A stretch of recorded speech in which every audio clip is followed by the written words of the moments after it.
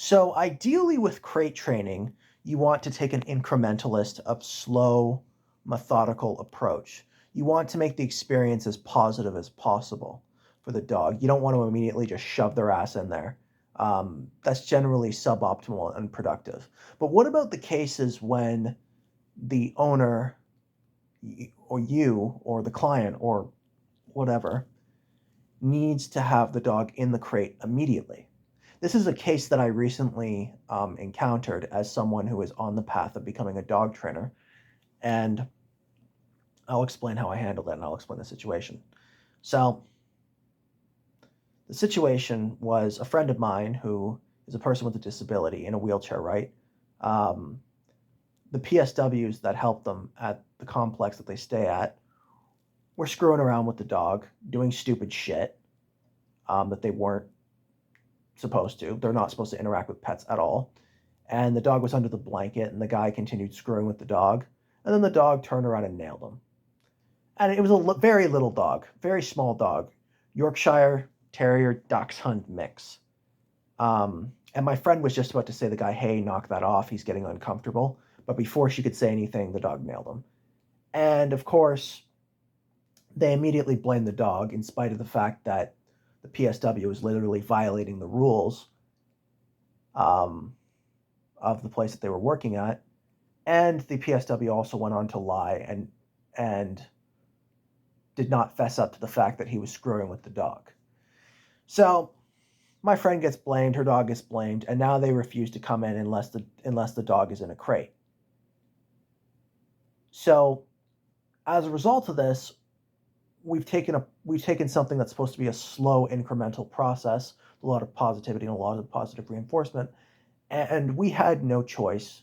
Both me and my friend had no choice but to use a lot more negative reinforcement.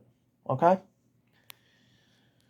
So, obviously, because my friend needs to have the dog in the crate immediately, or else the PSWs will not come in and will not help them. So, here's what we did. We had his leash on, and I would say crate, and then I used a mix of leash pressure and mild leash pops to get the dog in the crate. And the dog resisted and fought it like a motherfucker at first. The dog was fighting it really hard. Um, but I continued popping the leash and I didn't give into his bullshit. Nothing like excessive, nothing like severe or anything, just little leash pops until the dog got in the crate. And the moment the dog enters the crate, the leash pops stop, praise, positive reinforcement. So after doing this quite a few times, as I was popping the leash to get him to go in the crate, the dog actually redirected on me. So the dog turned, kind of half-assed nailed me. Now, it wasn't anything severe. It didn't break any skin. Again, this is a little dog, and he wasn't really all that about it. Um, so I so I grabbed him, and I looked right at him, and I said no to mark the behavior, and I had to grab him, and I said, "Don't do that." And the dog was like, "Oh, fuck. Okay, fine. I'm sorry." That's all I needed to get the point across because this dog was very sensitive.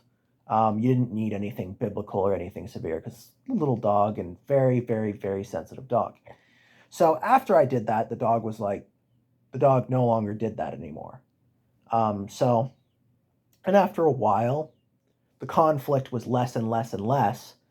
And after a while, I would just say crate and he'd get in. Sometimes I'd need to give a couple of little leash pops to get him in the crate. But by and large, the dog from now on was just entering the crate um, with no negative reinforcement needed, no leash pops, no leash pressure needed. So now came the more difficult part, and this was making sure that the dog would listen to my friend when she would try to get him in the crate. And I basically had her have the leash in her hands and I had her get the dog into the crate. And she used a mix of leash pressure and leash pops to get the dog in the crate. Fortunately, very fortunately, the dog never didn't fight her nearly as hard as he fought me.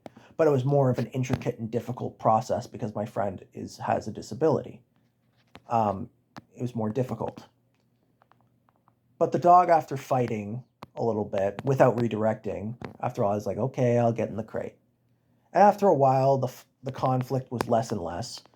And my friend messaged me last night and said, yo, I opened up the crate with no leash on, and I just said crate, and he got in the crate with no fighting, no conflict.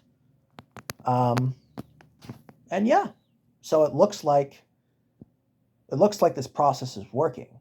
Now, of course, keep in mind there could be problems, other problems that occur. It could be possible that the dog will decide one day, yeah, I'll get in the crate, and the next day we'll say, fuck you, I'm not getting in. But by and large, for now, it seems like we are having success.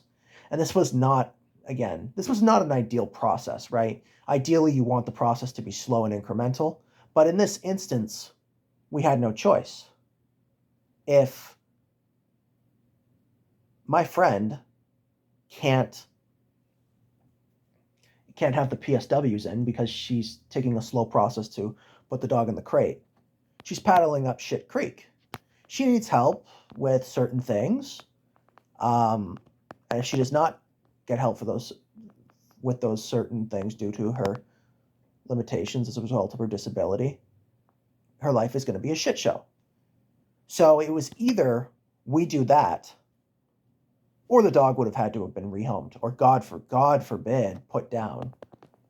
And that would have not been ideal either, because this is a nice dog.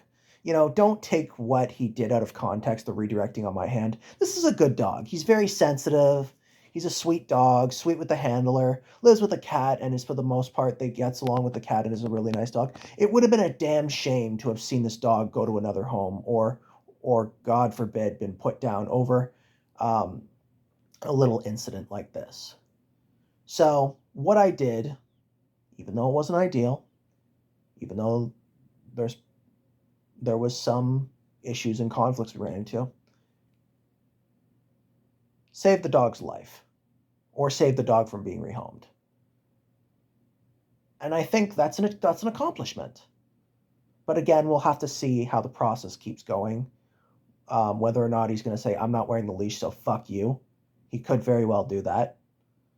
But overall, right now, we are having success, and my friend is able to live her life in relative comfort and stability at the moment. So overall, for now, this is a success. And I'll keep you guys updated.